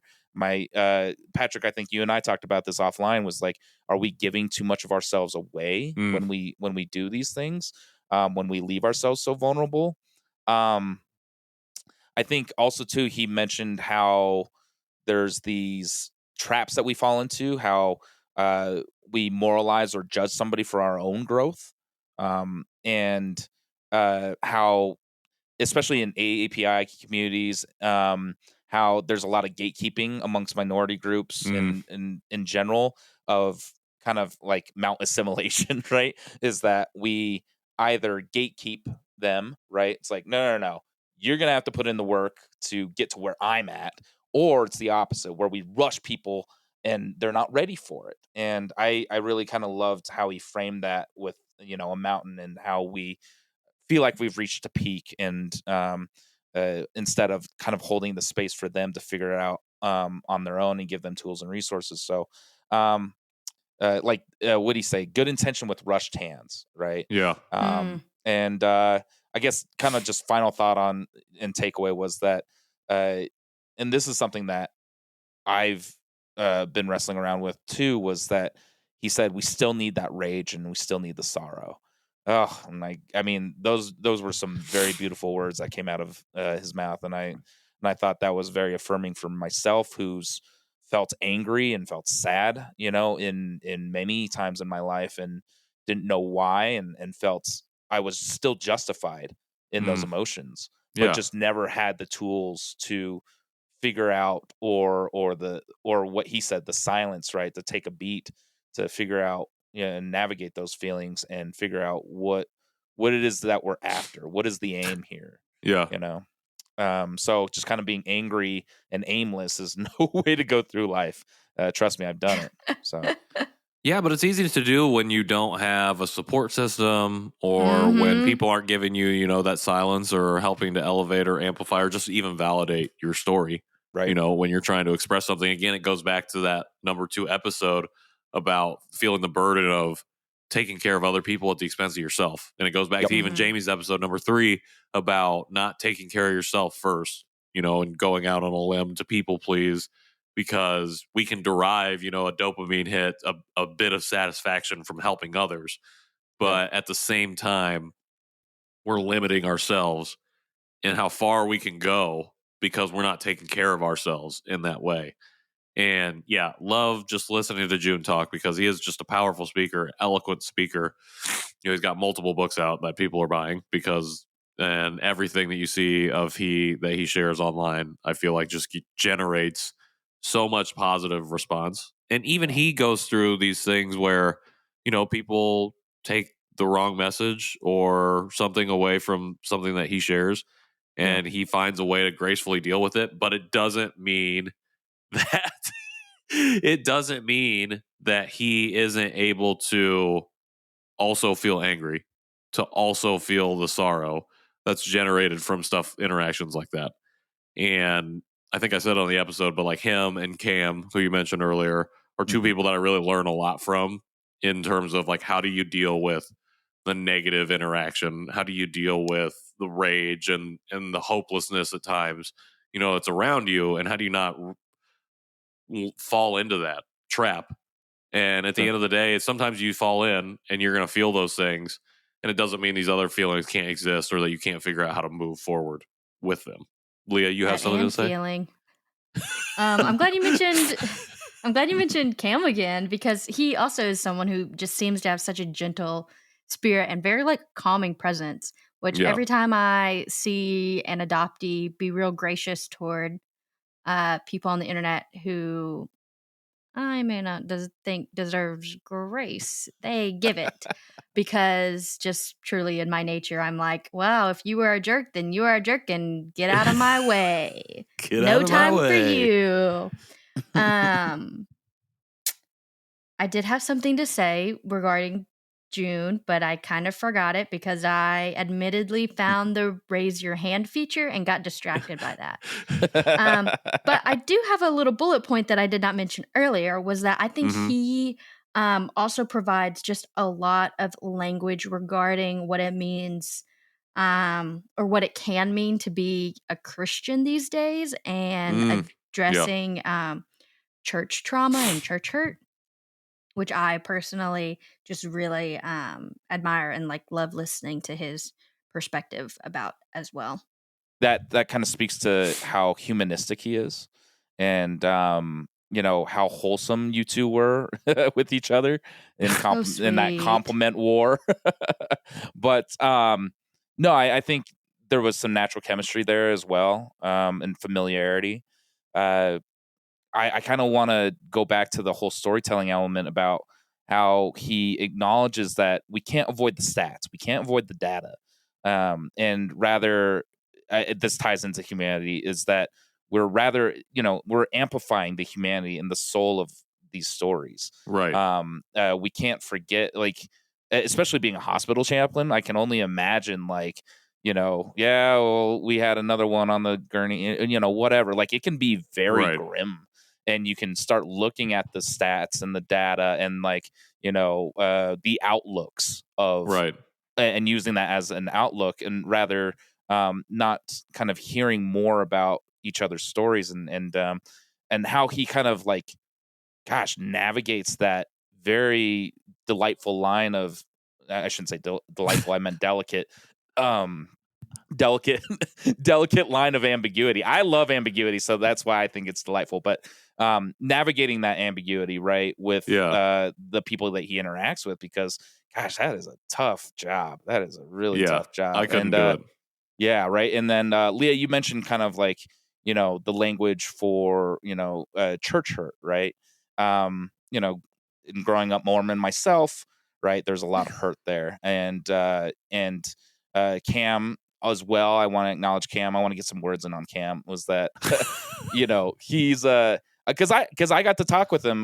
We separated some time out and we got to talk with each other. And I think you're in good company when you're talking about Cam and talking about June. 100%. And I think that's where, as Cam a therapist, and then this guy, June a chaplain. This guy over here. This guy. Sorry, when you guys were like, I didn't know whether I was going to call him JS or June. Thanks, Leah. No, all I'm saying is that when you're listening to these guys talk, and they do it with such grace and empathy, and in a weird way, like this very passive way. I don't want to say passive, but like somber. What am I trying to say? Yeah, in a way, somber or just very peacefully quiet in a way. I don't know how to describe it. Measured. It's like a measured, gentle tone. Very gentle. And I think from a masculine perspective, I think that's very refreshing. And being able to hold grace for those that, we're like, I don't think he deserves it, is a great point, Leah. So I just kind of wanted to applaud you for that. Applause. Applause. Wait. Yeah. Where'd you get that soundbite from? It sounds like Dora the Explorer. Shout out KJ. KJ, and Nathan. I guess we'll yell Nathan's name too. Yeah, I appreciate you both sharing that. I feel like all the same ways about June. I think one of the reasons that I loved our conversation so much and why I was happy to see it at the top was that it felt like one of the first times that I really found myself in a conversation as opposed to an interview. And just the way that he navigates an answer and like and again, that's why the title is like the privilege of storytelling, because like, you know, you keep talking about his work as a chaplain and in the hospital, no less. And like everything that you see and experience there is compounded by all of the family that you have to interact with as you're going through this grief process. And I think that is just incredible to be able to articulate like how that's still a privilege and not like a burden.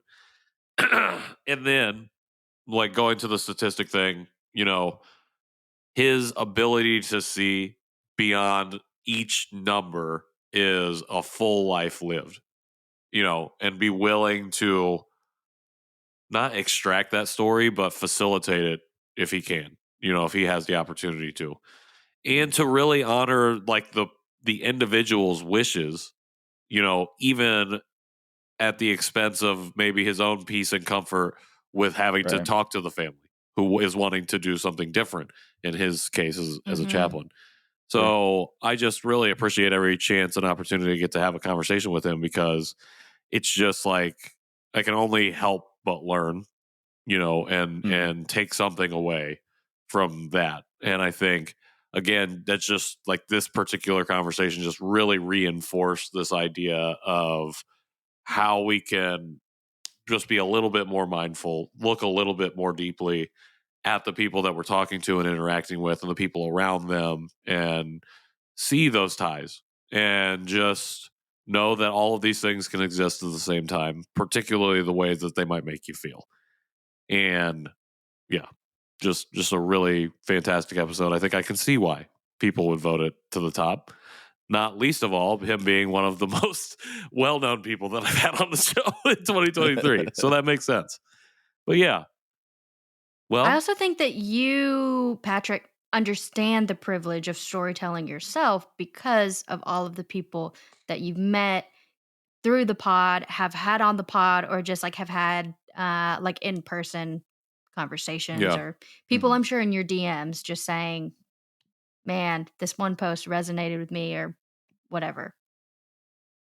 Yeah, I've been really lucky, and it has been a really big privilege. You know, I haven't had any other opportunity than to learn that, especially through the John Chi show, but then also now doing this show, just like how lucky I am to be able to do this, and that people would trust us and now me to be able to share their story, you know, in whatever way they want. Yeah, can you believe that? I guess it was this year. Is that when you left your job and started doing this full time? So technically in December of last year. So technically it has been a year now. Okay, wow. Yeah. Is it going the way that you thought it would be going? No. Okay. I don't know if that's a going good in no. a direction. It's like it's like a thing that so you know, that what the privilege of storytelling with June Park, your number one episode. Shout out to everybody who voted. Shout out to everybody who took the time to listen to an episode, or at least 5 episodes this year, to then pick 5 episodes that they will want to vote on in the top 5. I really appreciate that. That means a lot. And to kind of wrap it up, just in a continuation of this conversation, like when I started all of this, when I started Conversation Piece, it was so I could have full creative control over my own thing. And it was just like, I want to talk to whoever about whatever they want to talk about, and that's all we're going to talk about. And that's how it was until April of 2023. And then I was like, I should have been more business minded, more idea, and had a more like central focus of what the show was going to be about, which is when we switched to the conversations, the missing pieces of the conversations we were already having. And so there I found like a focus. But then as I was doing all of this, I was really looking at goals, like downloads, like number of interactions, subscribers to the newsletter, plays on YouTube, whatever the case may be. was looking at these goals, and the numbers never were where I wanted them to be. And I recently started watching a lot of like YouTube creators and stuff, just thinking about, different avenues that I can do work in. And I watched a bunch of videos about the importance of the system versus the result. And so, like, I've been so focused on the results that I have not, like, I do a lot of work on the show. Like, this takes up like almost all of my time, even more time than I put into the John Chi Show. Shout out to John Chi Show. But what I hadn't really thought about before was thinking about it as a system. I was only as a means to the end of like, this is what I'm so focused on this goal.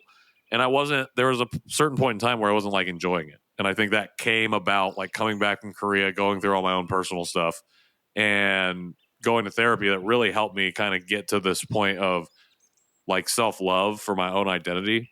But reaching that point and now watching some of these things about like the importance of their process and your system and finding and deriving joy from that and being focused on building the craft and not so much thinking about why don't I have 10,000 listens on this one episode has helped me understand this is where I want to go and that I want to be doing the show for 6-7 years in the form that I want to do it in, as opposed to being like, if I don't hit X in 2024, then all hell breaks loose. There are obviously things that I need to do to be able to sustain and build sustainability. There are other avenues that I'm pursuing for stuff like that. But at the end of the day, when it comes to like what it means to be successful for the podcast, I've had to like rethink that. And it's like kind of I build a system that works for me, that I enjoy doing, that I can come back to every week. And I think I've finally found that stride that I'm working towards now. And that's all going to change in February when we have this kid. So I don't know what that's going to look like. But I think even through these 5 episodes, that's something that I think about. And then listening to y'all's feedback and thinking about my own experience hosting or interviewing these people or just doing the solo show is thinking about how they fit into the system differently. And how even like Jamie's episode being number 3 could have been number 5 because of the way the votes landed out. This is just how I picked them out. Is like that was me at my freshest in terms of the system that I'm finally finding myself in now, from like a solo episode standpoint, or the episode that came out with Lillian, like doing some more stuff in person, like finding different ways to do the show. Is really a shift in that mindset. And I think each of those things, I took something from each of those episodes and conversations that I've used to hone the system. And now I'm finally taking the steps to be like, okay, I have goals, but I'm going to work on this thing here that will eventually allow me to reach those things whenever that is. And so that's my biggest takeaway. And that's the thing that I'm taking into, I asked you before, what's one thing you're working on in 2024? Like, that's the thing that I'm working on, is like really keeping focus here on the process and the system and continuing to show up and be consistent. Oh, yeah. And then the results will come as they come. Absolutely. So, absolutely. And when we were in Los Angeles, you shared while we were hanging out at the Prince, some of those like bigger dreams and goals. And that is just so exciting to hear you talk about the system and furthering the dream. Yeah, we'll see what happens. I know we had separate conversations, Patrick, where it's like, gosh, I'm really frustrated over this process. What am I doing? Right. Starting to question yourself. And, I never saw you more excited when you were talking about, getting involved with your local community, really raising, really building community there. And also too, like you have a lot of life challenges and obstacles ahead of you. And so I think this is something that I've kept saying to you, is that so long as you're in pursuit of that thesis, right? Yeah. Find your thesis. And I think you're very close, if not already finding it as you're going along. And so proud of you, brother. Thank you for having me on. Thank you for kind of facilitating this. And this was so much fun. It really was. I appreciate it. I appreciate you. And we have had those conversations, and we've had multiple conversations where I'm like down in the dumps. I'm like, I gotta complain about something. So I appreciate you being there for that, the ride or die when I'm in LA, but also just the dude willing to listen and shoot the shit and bounce those ideas off and grow and build and be in community together. It means a lot. Absolutely. Means the world. Yeah, 100%. Leah, it means a lot to have you on the show too. We've had, actually after our workshop, we had a really good conversation. And I appreciate every moment that I have that we're able to have conversations like that. So thank you. Thank you for being on the show and being a part of this. Of course. I love getting to chat with you and hang out. Yeah. Well, as and we truly, have... Oh, go ahead. Oh, sorry. I was going to say, and truly, to anyone who's like listening to Patrick day in and day out, or maybe once or twice, he is the guy that you see on like offline. And that was just great to know that he's not, that sounds so bad. He's not a weirdo, but he is genuine. He is genuine. He is the guy that when you drive 6 hours to go meet him, he's gonna be the same guy. And I think right? I appreciate Leah, am I touching on that? Yeah, he's not, and he's a good guy. Yeah, and I think when we're talking about like how I know we should wrap this up, but it's the authenticity, right? It's the genuineness of all of it. Yeah. I think that's what people appreciate, and I think that the world needs more of.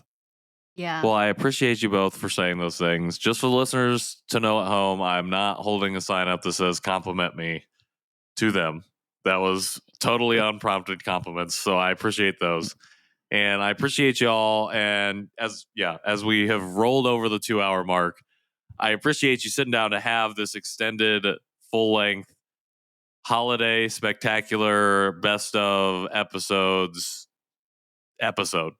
It just means a lot that you would sit here and have this conversation with me, because I wasn't sure what this was going to be and I wasn't sure how I was going to do it. And I would do a podcast with you two where we just talk about all that stuff we talked about at the beginning, like basements versus storm shelters. That's a whole series of episodes in itself, is basements and storm shelters. And we can talk about maybe we don't have to talk about that and we could talk about something else, but I'm so there. Well, we'll see. That'll be an episode that we talk about something like that. Yeah. Okay. I'm going to wrap it up because it has been 2 hours and I don't want to take up any more of your time. Again, I appreciate you both. It really means a lot that you were here for this conversation and to help me close out 2023 with a loud bang bang. It's been a great one. For everybody out there listening, if you want to give us one more review before 2023 is over, we greatly appreciate that. Wherever you get your podcasts or on YouTube, we'd love if you could subscribe to us on YouTube as well. That'd be great. If you want to, connect with me, you can do so at Patrick in the World on Instagram. You can do so with the show at Conversation Pod Peace on Instagram as well. What about you two? Where can people follow, find, connect, communicate with you if you want them to? I am on Instagram at Lee _ real original, but I'm very proud of it. Very proud of it. No one else has it. I like the way you read it off. Lee. Yeah. It's Love 2 that. H's, just to let people know. That sounded like 5, but it's only 2. Yeah, thank you. One U, right? 1 U, 2 H's? Yeah, Yep. you guys are right. Yeah, thank you. And I 2 E's. had to think about it. Mm-hmm. You mean it's not Leah? Oh my I don't think so. It might gosh, be. let me tell you. It is Leah. Leah. Love it. Say it with gumption. People can find me on Instagram at Kempbop, so KEMPBOP. And you can also find my new podcast that should be launching. Oh my gosh, I'm actually telling people that when it's going to launch on your podcast for the first time. Exclusive. Yep, it makes it real and forcing me to do it. We'll be in the new year, 2024, January. So okay. I was like, it's just in 2024. That gives you a lot of time. I was like, yes, okay. it's 2024. Just listen, just keep track of it. And December 22nd, if you want 2024.